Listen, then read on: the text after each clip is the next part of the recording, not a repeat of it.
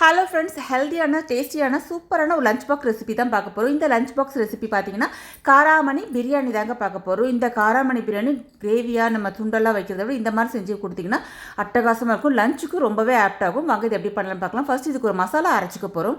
அது பார்த்திங்கன்னா ஃப்ரெஷ்ஷாக இருக்கக்கூடிய கொத்தமல்லி, புதினா 2 கைப்பிடி எடுத்துக்கும். இது கூட 8 சின்ன வெங்காயம், ஒரு 2-3 பச்சை மிளகா, ஒரு 4-5 பல் இல்லைனா ஒரு 10 பல் வரைக்குமே நீங்கள் பூண்டு எடுத்துக்கலாம். இது எல்லாத்தையும் மைய ஒரு பேஸ்ட்டாக அரைச்சி எடுத்துக்கலாம். ஓவர் நைட் நீங்கள் காராமணியை சோக் பண்ணிவிடுங்க. அப்போ தான் உங்களுக்கு குக் பண்ணும்போது ஈஸியாக இருக்கும். உங்களுக்கு பதமாக வெந்து வரும். ஸோ ஓவர் நைட், அதாவது 8 to 12 hours தாராளமாக நீங்கள் ஊற வச்சுருக்கணும்.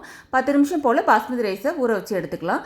இப்போ ஒரு பேனில் நெய்யும் ஆயிலும் சமாளம் விட்டு ஹோல்கர மசாலா நல்லா தூக்கலாக தாளிச்சிக்கலாம். இது கூட ஒரு பெரிய சைஸில் இருக்கக்கூடிய வெங்காயத்தை நீல வாக்கில் நறுக்கி நல்லா சுருள வதக்கிட்டு 1 டேபிள் ஸ்பூன் அளவுக்கு இஞ்சி பூண்டு பேஸ்ட்டை பச்சை வாடை போக நல்லா வதக்கி எடுத்துக்கலாம். இது கூடவே ஒரு பெரிய நாட்டு தக்காளியும் சேர்த்து நல்லா மசிஞ்சு வர அளவுக்கு நல்லா வதக்கி எடுத்ததுக்கு அப்புறமா நீங்கள் ஊற வச்சிருக்கக்கூடிய காராமணியும் இது கூட சேர்த்துக்கலாம். இது கூடவே நம்ம அரைச்ச அந்த கிரீனி பேஸ்ட் இருக்கு இல்லையா, மசாலா, ஃப்ரெஷ் மசாலா, அதையும் இது கூட சேர்த்து நல்லா வதக்கி எடுத்துடணும். அந்த பச்சை வாடை போக வதக்கிடலாம். இதுக்கான மசாலா பார்த்திங்கன்னா கறி மசாலா தூள் அண்ட் உப்பு இது மட்டும் தான் சேர்த்துருக்கேன். ஒரே ஒரு டேபிள் ஸ்பூன் அளவுக்கு தயிரை நல்லா கடைஞ்சி இது கூட சேர்த்துக்கோங்க. இதிலலாம் தண்ணி வற்றி ஆயில் பிரிஞ்சு வர அளவுக்கு நல்லா வதக்கின பிறகு அரிசிக்கு தகுந்த தண்ணியை அளந்து இது கூட சேர்த்துக்கலாம்.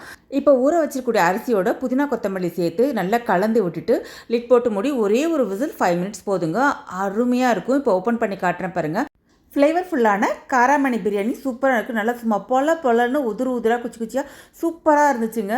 நம்ம அரைச்சி விட்ட ஃப்ரெஷ் மசாலான்றதுனால ரொம்பவே ஃப்ளேவர்ஃபுல்லாக இருக்கும். மத்தியானம் லஞ்ச் பாக்ஸ் ஓப்பன் பண்ணும்போது அவ்வளோ அருமையாக இருக்கும். காராமணி சாப்பிடாதவங்க கூட இதை சாப்பிட்ருவாங்க. இதை மத்தியானம் லஞ்ச் பாக்ஸுக்கு சிம்பிளாக ஒரு அவிச்ச முட்டையோடையோ இல்லைனா ஒரு தயிர் பச்சடியோட சர்வ் பண்ணலாம். தேங்க்ஸ் ஃபார் வாட்சிங்.